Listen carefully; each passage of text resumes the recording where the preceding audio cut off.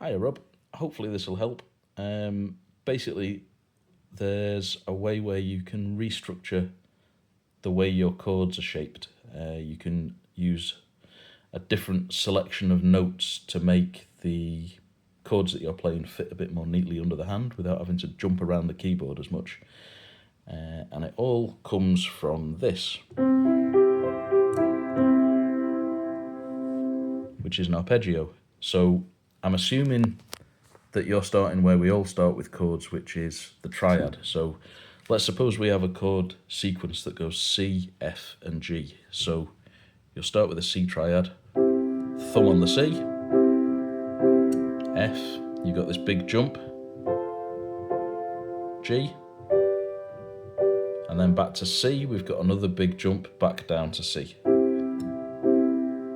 Now your hand will learn that shape, and basically you just aim your thumb and everything else kind of lands where it needs to, because I suppose you'll know as a guitar player it's all about that muscle memory, isn't it? But you can also restructure things to avoid having to do such big jumps. So it works like this. All of these notes that are in the arpeggio, any of those, any combination of them anywhere, will be a C chord. These are just notes that go together to make a basic C chord. So you don't have to play them here. That's a triad, and we learn this one first, I think, because it's nice because your thumb always goes on the root note, so you know whatever chord you want to play, stick your thumb on that note, and then work it out from there. So if I wanted to do an E, stick my thumb on the E, and then... But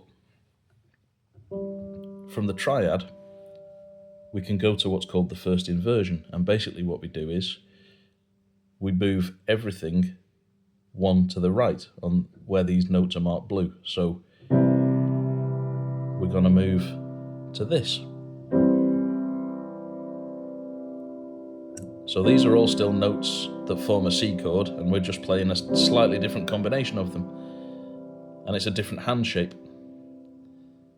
And then the second inversion, we do exactly the same thing. We move everything up one to the right on these blue notes. We're playing 3 notes every time, and it's just a different selection of the 3 notes that we know from our arpeggio are in the chord of C. And then if we do it again, we're back to our triad, but we're on a triad now an octave up from where we were before. So triad, first inversion, second inversion, triad, and you can do that all the way up the piano. So where it gets helpful and useful, let's do the same exercise for F.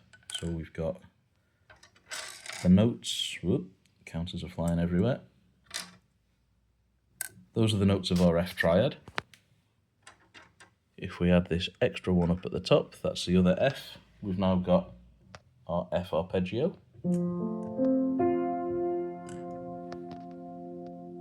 I'll stick a few more of these on because, as we say, the keyboard repeats, so you can carry on going all the way up to the top if you want to with these. Yeah. So our first chord change, we're going to go from C to F.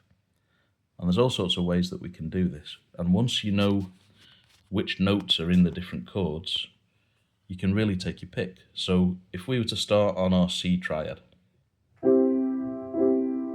and if we play an F triad, which is I think probably the way you're playing it, you then jump to here. You can see we've got those 3. But if we come here and look, see how this C, we can now see with these markers, this is a common note that's in both chords. And actually, to go from a C to an F chord, that little change takes us from a C to an F without the need for us to do this triad jump.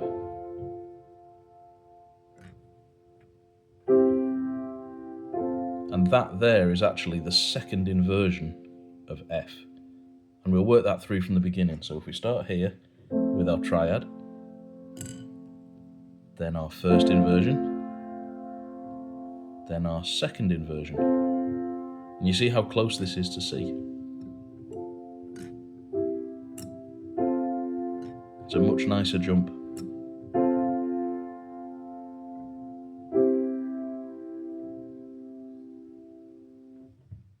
So by learning the inversions, you can really save yourself a lot of moving around.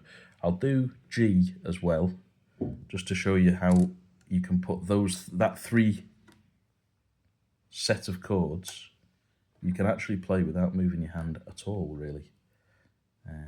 Get the ones on the right keys. So the yellows are our G. So before, we were doing, then coming up here to the F, then a G, and then we'd have to jump all the way back down to that C. But we know from what we did before, we can do a C, and then staying on the red ones to get to an F. We can just do that nice neat one. Now look where these yellows are compared to my fingers. I can actually just do that. That's G. That's a first inversion of G. And we'll work that one through. So that's our triad for G. And then if we move everything up, that's first inversion. So a second inversion of G would be that. And then we're back to our G triad. So it's a bit to get your head around. It does take a little bit of practice and figuring out, but hopefully these markers kind of show a little bit of what's going on behind the scenes. It's if you learn your arpeggios, whoop, that wasn't an arpeggio. If you learn those in all your different keys, you can build your chords from those notes, and you can pick and choose the notes to suit yourself. So that's C, F, G, with barely any jumping around, as opposed to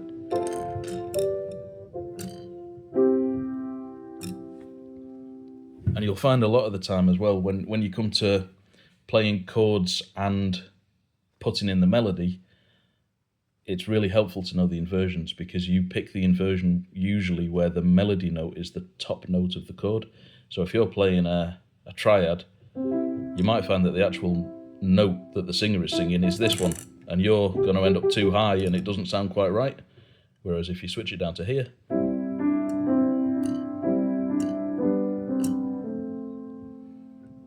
you can tailor the chords that you're playing and the way you're voicing them to fit the way that the song goes.